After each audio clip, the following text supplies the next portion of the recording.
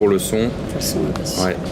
Donc du coup, on peut commencer par répondre à ce que tu me disais juste à l'instant, la différence entre marketing et communication. Alors, C'est vrai que c'est différent en fonction des entreprises dans lesquelles tu vas, parce que ça s'appelle pas de la même manière les services. Nous vraiment ici c'est bien découpé.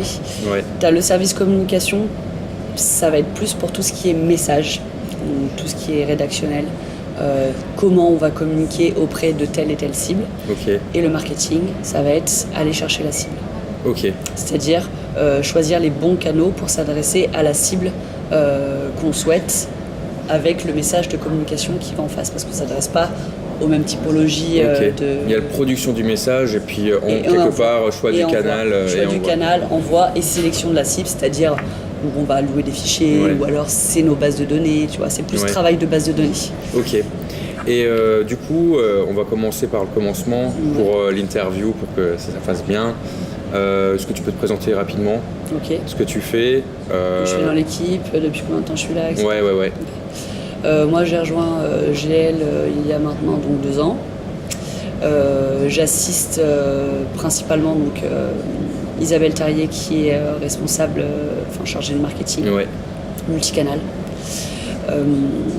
Et donc moi je vais traiter des sujets avec elle qui vont être base de données, enrichissement, plus sur la partie visiteur. Isabelle elle va chapeauter visiteurs et exposants. Moi effectivement je travaille pas sur la partie exposant. Je vais être plus sur la relation, l'accompagnement des visiteurs, la hotline. Donc répondre aux appels, répondre aux mails. Donc tu réponds aux visiteurs, moi je réponds aux exposants. Tout à fait. Ça a été divisé comme ça. Également envoyer les emailings qui partent d'une plateforme qui est gérée par Magellis, qui est un prestataire. Donc je vais gérer cette relation-là.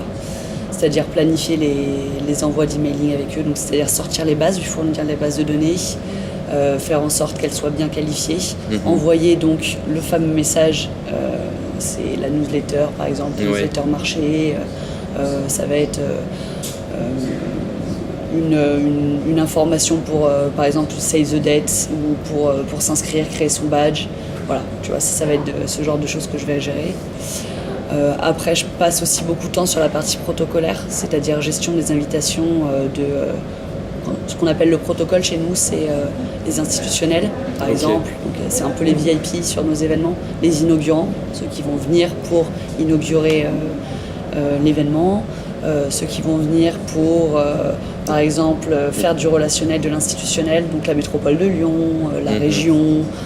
En fonction des événements là où ils se déroulent, il y a énormément de piges à faire, énormément de mises à jour de base à faire. Voilà, donc ça c'est ma partie aussi. Si par exemple dans l'équipe il y a des personnes qui ont rencontré des influenceurs institutionnels ou partenaires, on va m'envoyer les coordonnées, moi je vais les classifier dans un dossier, dans une base de données que je mets à jour tout le temps et qu'on ressort à chaque fois qu'il faut faire des envois, que ce soit papier ou que ce soit email. Et d'accord, donc toi par contre c'est seulement sur le salon Bipositive, on est d'accord ? Tous les salons. Tous les salons.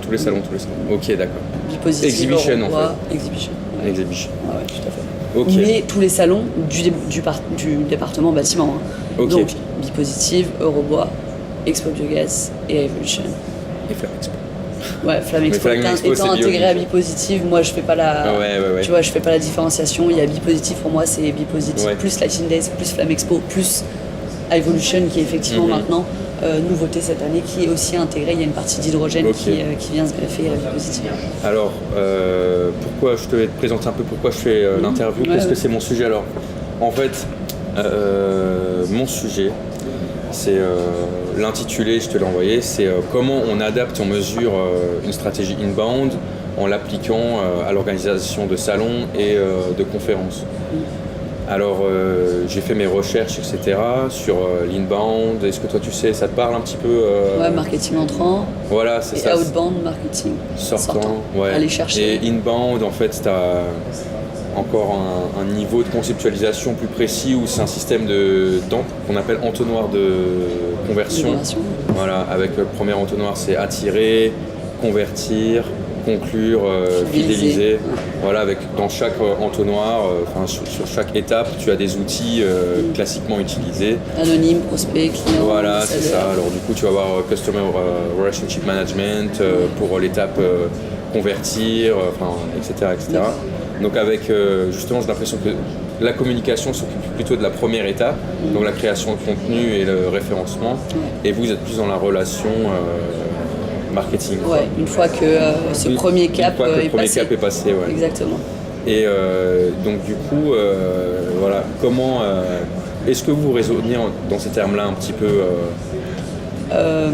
Alors, comment dire, nous c'est vrai qu'on n'utilise pas ce genre de terme en interne. Après, si tu me parles de stratégie que nous on a mis en place, ouais. Que nous, moi c'est vrai que c'est plutôt Isabelle et Magali qui vont se mettre en place sur la stratégie à déployer sur tel ou tel événement, et puis moi j'applique. On est présent sur quand même tous les canaux. Ouais. Voilà. Donc il y a vraiment le mail, le print, les réseaux sociaux, que ce soit LinkedIn, où on est très présent, où on balance beaucoup d'infos et c'est relayé par toute l'équipe. Ouais. Étant donné que c'est souvent des salons B2B, LinkedIn voilà. C'est plus approprié. Ouais. Donc c'est super approprié. Après on a mis en place là, du coup, cette année un Facebook. Okay. Sur Bipositive, mais ça va être aussi déployé sur Eurobois parce qu'on s'est rendu compte qu'il y a quand même notre cible principale, c'est les artisans, principalement sur Eurobois, où ces personnes-là n'ont pas forcément leur place encore sur LinkedIn parce que ils sont pas vraiment dans le digital, et du coup sur Facebook ils travaillent plus avec Facebook. Donc on peut aussi arriver à les capter via Facebook plus que via LinkedIn. Il y a aussi des personnes qui viennent sur nos salons qui n'ont pas d'adresse mail. Ouais. Donc on est obligé de les capter par le print.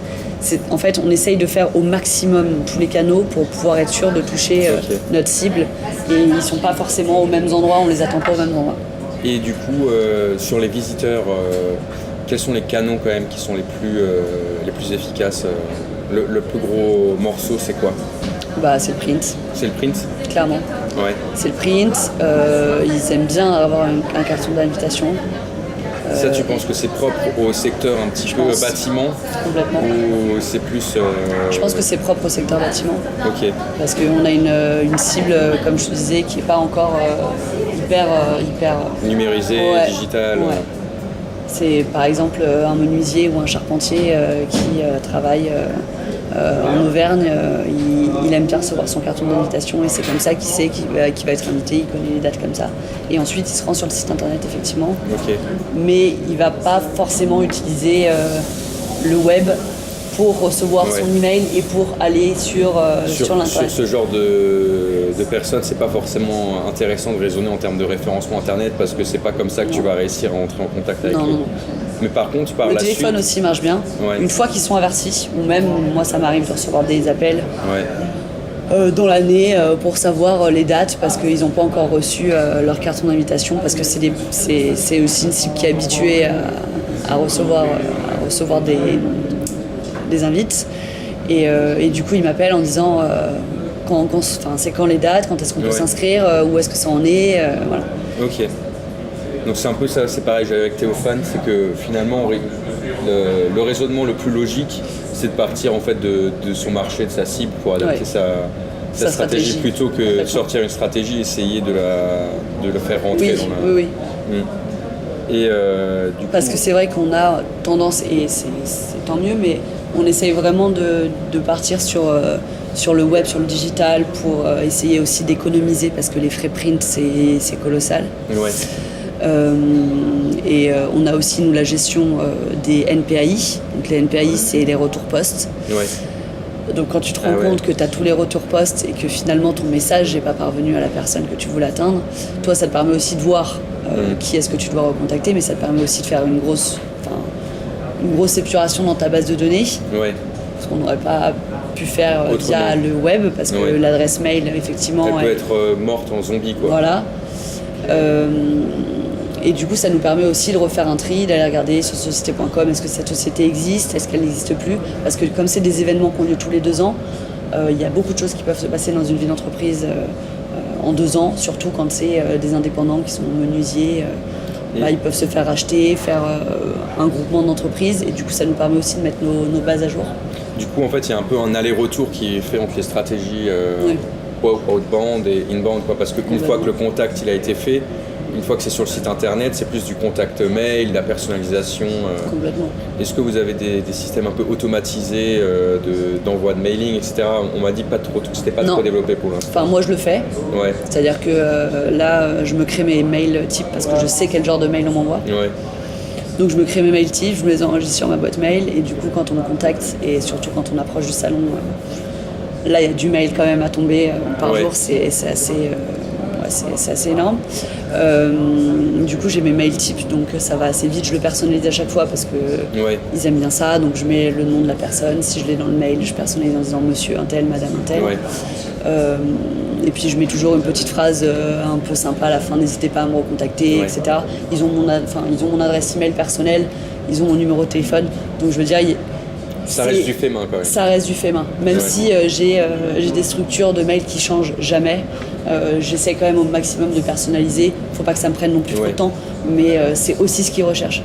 Enfin... Et est-ce que vous avez un système on pourrait dire, lead scoring, tu vois ce que c'est ou pas? C'est un petit peu en fonction des caractéristiques du prospect.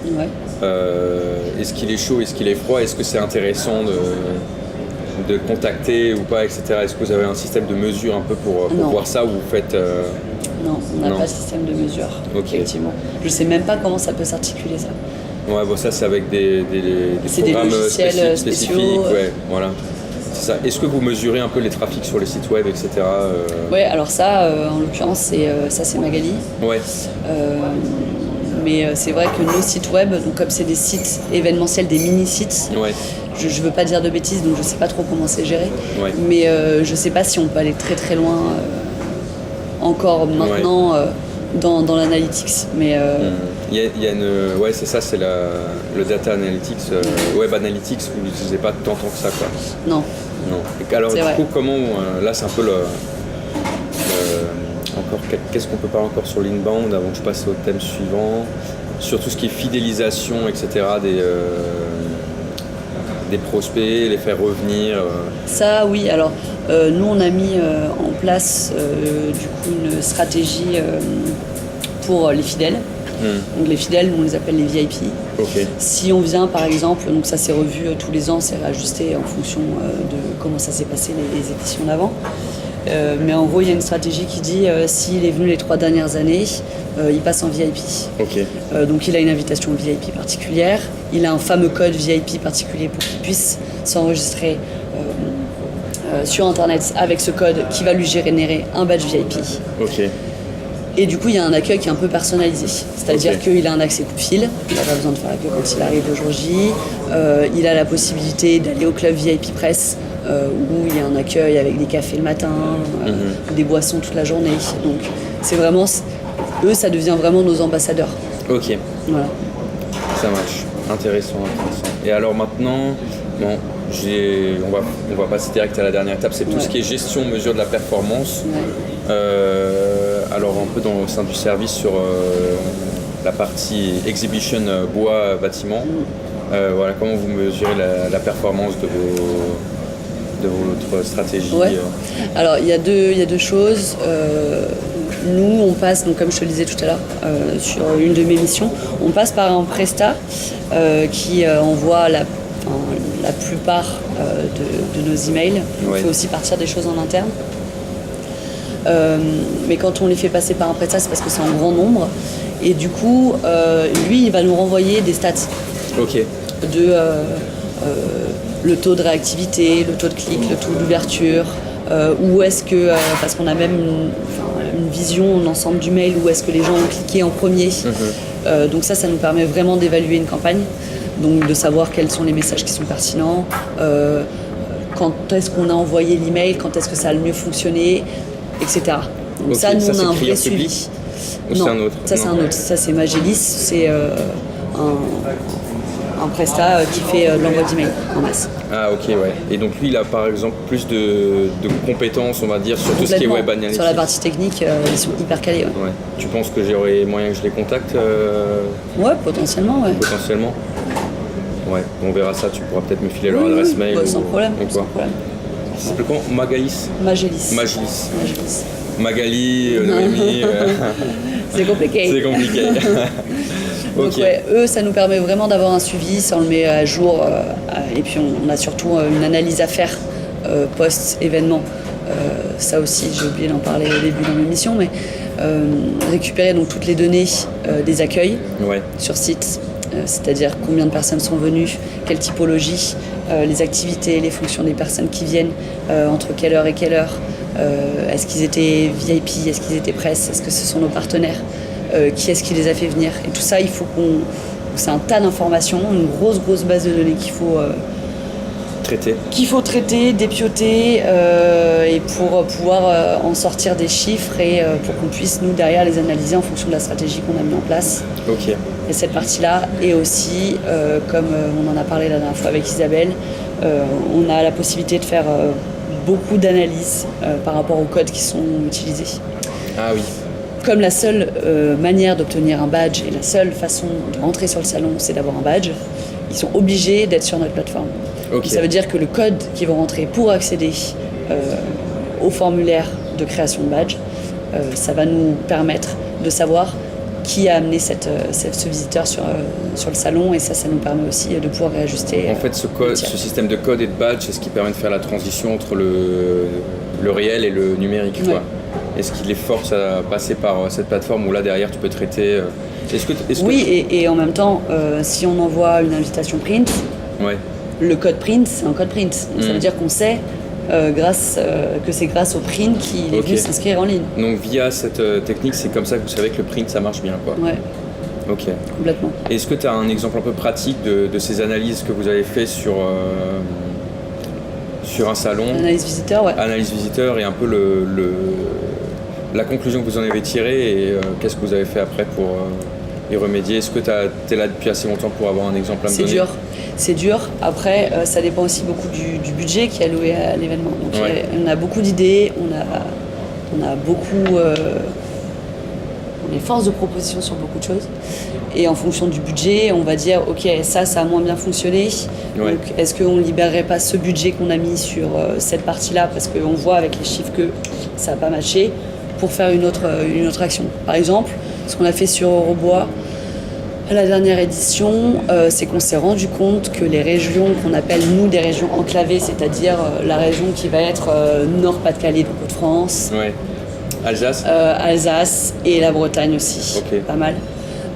Comme il y a des salons qui se font en région parisienne, enfin anciennement, puisque maintenant le salon ne se fait plus, mais c'est plus facile pour eux de venir à Paris. Et nous, on avait envie de les faire venir sur notre salon pour qu'ils découvrent les nouveautés qu'on a mis en place, la nouvelle édition. Et on a du coup dégagé un budget pour permettre à ces personnes-là qui avaient montré un intérêt, qui étaient déjà venus sur nos salons, ou qui sont juste là dans nos bases, mais du coup on ne sait pas s'ils viennent pas, ils s'inscrivent, mais ça ne se transforme pas. On les a contactés et on les a invités tout simplement à venir sur notre salon, donc on leur a payé le transport. Et on a vu que cette OP, elle avait super bien fonctionné. Après, il y a eu la grosse période, le salon est tombé pendant les intempéries, où il y a eu beaucoup d'avions qui ont été bloqués à cause de la neige. Donc ça fait un tout petit flop, mais ça c'était... Ça c'est extérieur à votre champ de responsabilité. Voilà, exactement. Et donc ça a bien fonctionné. Donc ça nous permet aussi, grâce à ces actions qui vont être un petit peu plus ponctuelles, qu'on va tester, derrière l'analyse visiteur, ça sert aussi à ça. Ok. Et est-ce que, donc du coup, dernière question, donc là on a parlé un petit peu des KPI, Key Performance Indicator, de la stratégie. Alors est-ce qu'il y a un espèce de, comment on pourrait dire ça, on fixe une stratégie, on définit des objectifs pour chacun et après on passe sur les KPI en dernier level, KPI pratique. Mais est-ce que il y a un peu une vision, on va appeler ça holistique, du haut vers le bas, où chaque personne ou chaque sous-entité a des objectifs à suivre pour remplir un objectif stratégique. Ouais. Tu veux dire si chaque personne de l'équipe ou chaque personne de l'équipe aurait un objectif à remplir Ouais. Non, il n'y a pas d'objectif. Enfin, il y a un objectif, c'est faire mieux que les éditions passées, donc on fait tout pour faire mieux que les éditions passées. Ouais. Mais on ne va pas dire il faut que ce code-là il transforme X plus par rapport à l'année. Ouais. Voilà. Ça, c'est vrai que c'est pas mis en place. Enfin, on le sait et c'est de toute façon notre challenge et que c'est pour ça aussi qu'on vient bosser et qu'on a envie de faire venir le plus de visiteurs possible. Mais effectivement, ça c'est quelque chose qui pourrait être développé. Et j'irais même plus loin, c'est pas simplement dans l'équipe, mais c'est également avec les personnes qui devraient s'investir plus dans le salon, c'est-à-dire les exposants, les partenaires, où on voit que ça peine à rentrer, on va dire. Parce que moi, les exposants, je dois les pousser un petit peu, tu vois, à communiquer. Mais j'ai l'impression qu'ils sont pas toujours non plus, ça rentre pas dans leur tête si facilement que ça. Non, mais en même temps, faut aussi catégoriser les exposants. Il y a différentes catégories d'exposants. Il y a des petites entreprises qui n'ont pas de service com intégré, donc pour eux, c'est un temps mais colossal pour envoyer des invitations et même c'est un coût qui est énorme. Mais il y a certains gros exposants qui, eux, ont largement les capacités, en tout cas en interne, parce qu'ils ont déjà des services com. Et aussi, on les aide quand même pas mal, donc même on leur envoie, ils ont un package d'invitations lorsqu'ils s'inscrivent, donc c'est même pas du budget pour eux supplémentaire, mis à part le coût de l'affranchissement, mais il faut aussi les sensibiliser sur le fait que c'est la visibilité de leur entreprise sur un salon et que c'est sur ce salon qu'ils vont pouvoir rencontrer leurs clients et leurs futurs clients et des prospects, mais c'est aussi important qu'eux s'investissent pour que l'événement prenne de l'ampleur. Et donc ça, je pense que ce serait aussi important de peut-être mettre un peu plus de ressources sur les aides d'accompagnement aux exposants et mettre plus d'énergie pour développer ce truc-là, même pour les partenaires. Ok. Et toi, du coup, donc là, c'est un axe d'amélioration quelque part que tu... moi, ça, c'est quelque chose que j'ai remarqué. Et quel autre axe d'amélioration tu formulerais pour améliorer les performances du salon en termes de stratégie marketing? Plus axé sur les exposants, plus d'accompagnement? Ouais, plus d'accompagnement, parce que c'est vrai que je pense qu'ils ont l'impression que... c'est pas l'impression, mais ils se disent je paye pour un service, je paye pour un stand, donc c'est à eux de faire venir les visiteurs. Sauf que eux ont toutes les cibles les plus proches, les contacts les plus qualifiés, c'est eux qui les ont. Donc effectivement, ce serait là-dessus que j'axerais le plus. Après, je vois pas d'autres... Moi, c'est déjà pas mal, Et puis je trouve que déjà, toutes les équipes, on est déjà pas mal bookées niveau boulot, donc c'est... Mais c'est après pas forcément dans plus de budget, mais dans notre approche, organisation, un autre paradigme peut-être, tu vois. Mais en fait, ce qu'il faut réussir à faire comprendre sur un salon, c'est que l'exposant est co-créateur du salon. Ça. Mais le problème, c'est que c'est vrai que, étant donné qu'il est à la fois client et co-créateur, c'est un message qui peut être difficile à faire passer. Je pense pas, puisqu'il faut simplement lui dire valoriser au maximum votre investissement.